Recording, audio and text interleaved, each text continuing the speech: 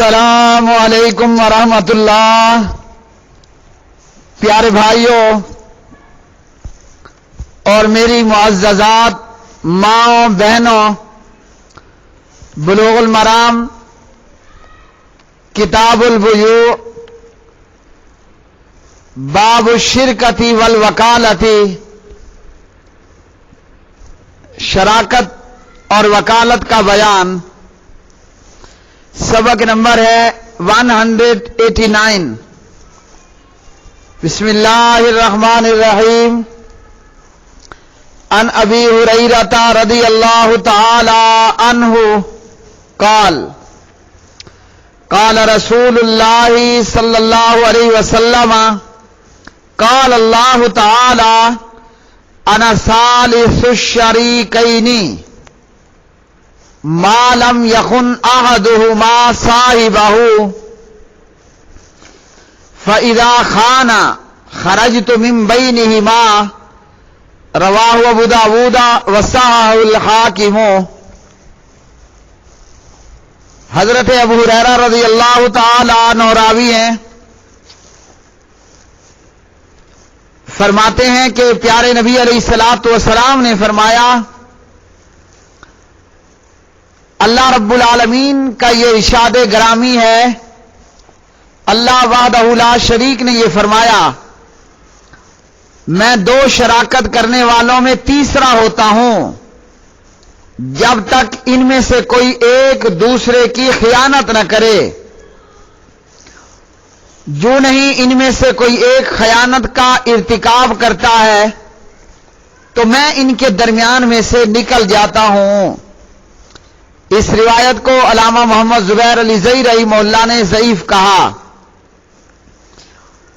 تو یہ باب ہے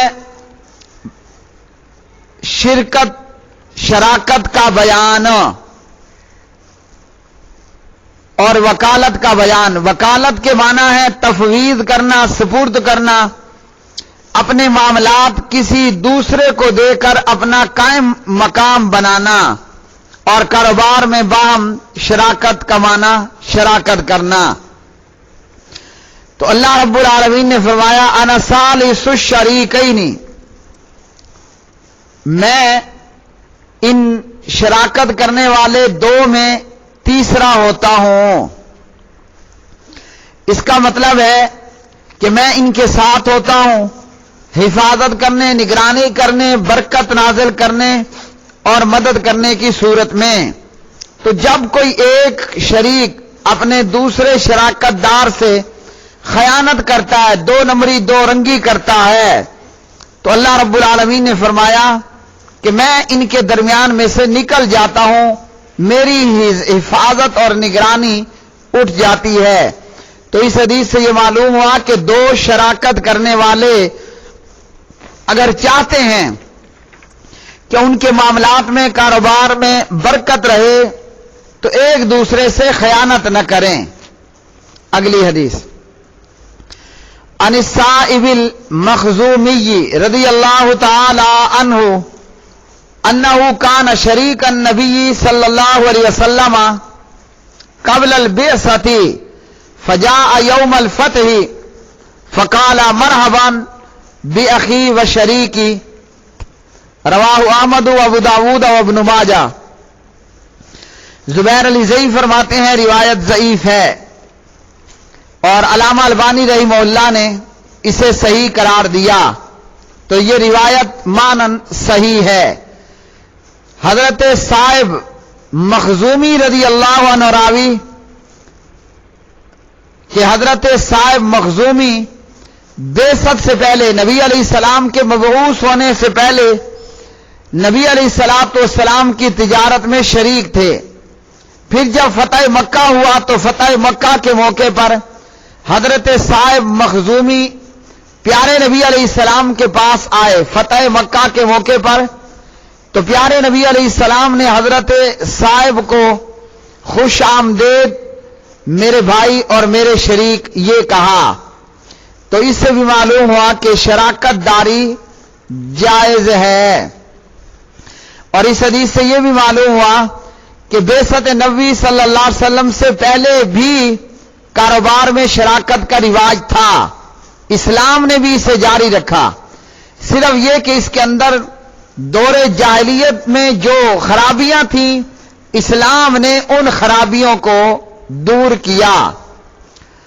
اور پیارے نبی علیہ الصلوۃ والسلام بعثت سے پہلے کے شریک تجارت میں آپ کے ساتھ حضرت صائب مخزومی بعثت سے پہلے نبی علیہ الصلوۃ والسلام کے شریک تجارت تھے، آپ نے ان کی حوصلہ افزائی فرمائی اور اپنے پرانے دوست کی عزت کی۔ تو اس سے یہ معلوم ہوا کہ جب ملاقات ہو، پرانے دوستوں سے ملاقات ہو تو خندہ پیشانی سے ملاقات کرنی چاہیے۔ حضرت صائب بن ابی صائب مخزومی رضی اللہ تعالی عنہ یہ ان لوگوں میں سے ہیں جن کا اسلام بہت عمدہ تھا، اور یہ حضرت صائب مخزومی فتح مکہ کے دن اسلام لائے۔ اور اسی طرح جناب ابو بکر صدیق رضی اللہ تعالیٰ عنہ کی خلافت میں مرتدین سے قتال بھی کیا، اور ان کا اسلام عمدہ اسلام تھا۔ لمبی عمر پائی حضرت صائب مخزومی رضی اللہ عنہ نے، اور جناب امیر المومنین معاویہ رضی اللہ تعالی عنہ کے دور خلافت تک زندہ رہے۔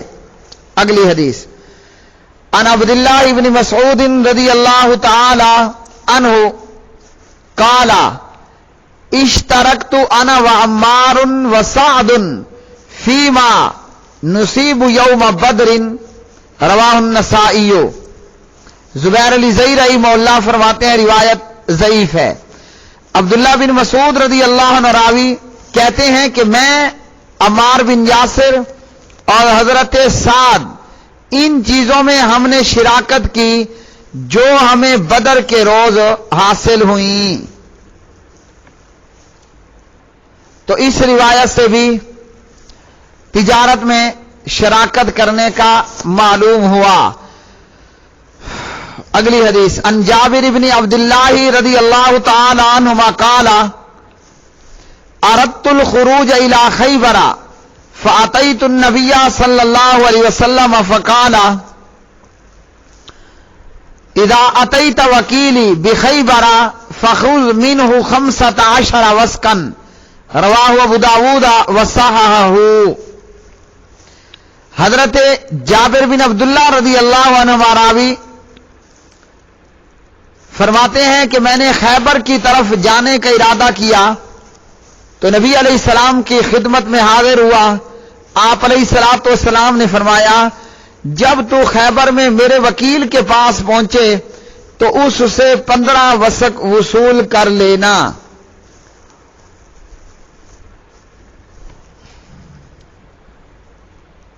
یہ روایت سندن ضعیف ہے۔ زبیر علی زئی رحمہ اللہ نے کہا جبکہ وکیل بنانا دیگر صحیح روایات سے ثابت ہے جو پیچھے کے سبقوں میں گزر چکی ہے اور آگے بھی ہے۔ نبی علیہ الصلوۃ والسلام جو ہے وہ نائب اور وکیل مقرر کیا کرتے تھے۔ حضرت عروہ، اگلی حدیث عن عروۃ البارقی رضی اللہ تعالی عنہ ان رسول اللہ صلی اللہ علیہ وسلم بعثہ بدینار یشتری له اضحیۃ، الحدیث رواہ البخاری فی اثناء حدیث وقد تقدم۔ حضرت عروہ بارقی رضی اللہ تعالی عنہ سے روایت ہے کہ نبی علیہ الصلوۃ والسلام نے انہیں 1 دینار دے کر بھیجا تاکہ آپ کے لیے عروہ قربانی کا جانور خرید کر لائے، اور یہ حدیث پیچھے بھی گزر چکی ہے۔ تو اس حدیث سے بھی یہ معلوم ہوا کہ مالی معاملات میں کسی کو اپنا وکیل بنانا درست ہے۔ اگلی حدیث عن ابی ہریرہ رضی اللہ تعالی عنہ قال بعث رسول اللہ صلی اللہ علیہ وسلم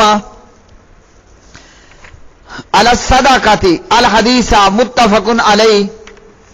ابو ہریرہ رضی اللہ تعالی عنہ راوی ہیں فرماتے ہیں کہ نبی علیہ الصلوۃ والسلام نے حضرت عمر رضی اللہ تعالی عنہ کو زکوٰۃ وصول کرنے پر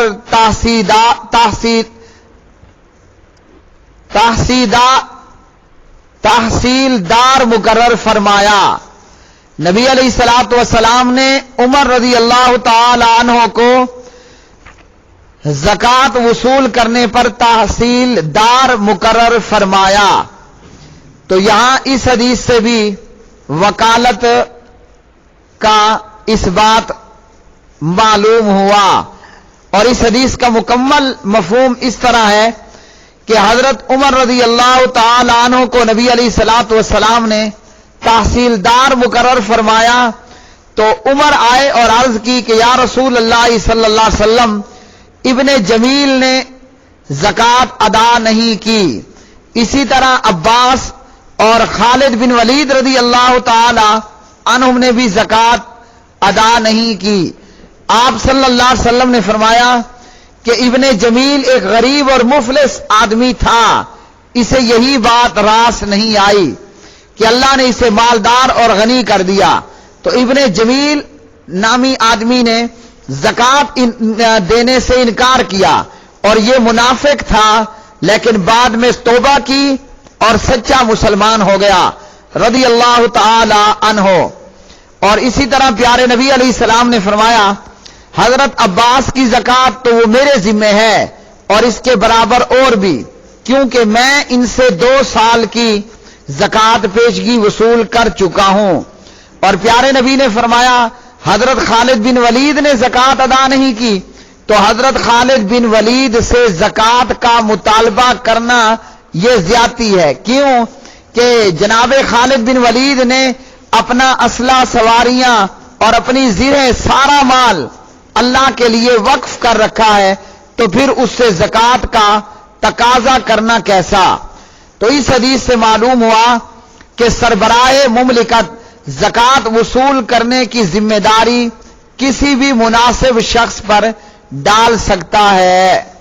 اگلی حدیث، عن جابر رضی اللہ تعالی عنہ ان النبی صلی اللہ علیہ وسلم نہر 63 وامر علی رضی اللہ تعالی عنہ ان یذبح الباقیہ، الحدیث رواہ مسلم۔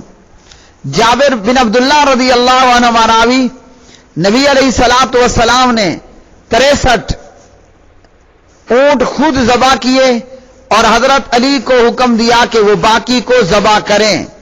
تو اس حدیث سے معلوم ہوا قربانی کا جانور ذبح کرنے میں بھی وکیل بنانا جائز ہے۔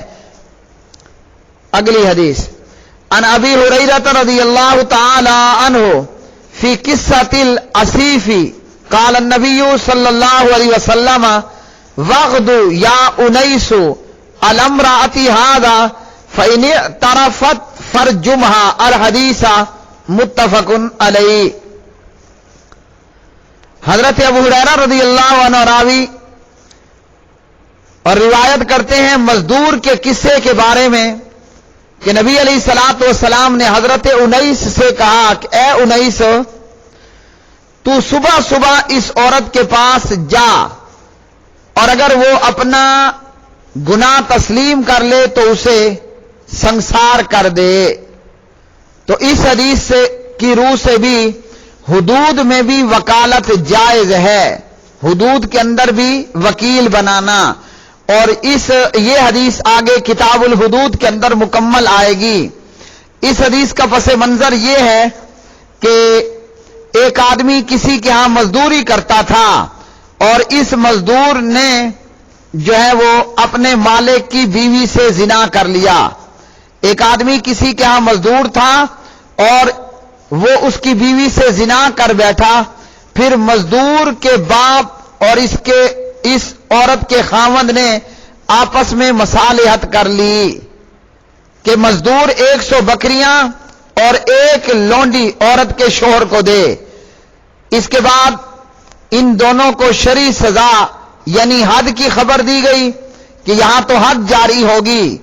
تو نبی علیہ الصلوۃ والسلام کی خدمت میں حاضر ہوئے اور واقعہ بیان ہوا، تو نبی علیہ الصلوۃ والسلام نے زانی کو 100 کوڑے اور 1 سال جلاوطنی کی سزا دی، اور اس شادی شدہ عورت کے تعلق سے یہ حکم دیا اگر خاتون جرم کا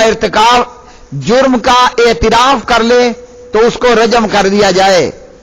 تو پیارے بھائیو، یہ چند دن پہلے جو ہے وہ اجرت پر زنا کے تعلق سے میں نے ایک جواب دیا، 2 آڈیو کے اندر 14 منٹ کی 2 آڈیو تھی کہ جہاں فقہ حنفی فتاوی قاضی خان میں تھا اجرت دے کر زنا کیا تو اس پر حد نہیں، امام ابو حنیفہ کے قول کے مطابق۔